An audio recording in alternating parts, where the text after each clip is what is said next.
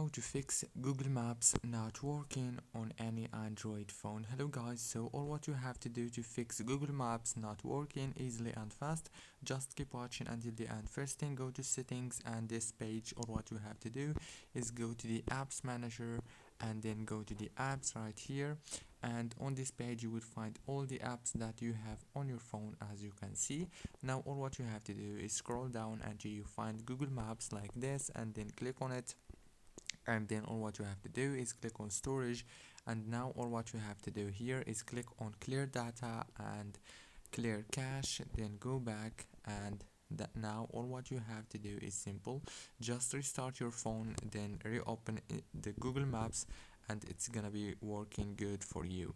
Don't forget to like, subscribe. Thank you for watching this video until the very end. See you later, and thank you so much.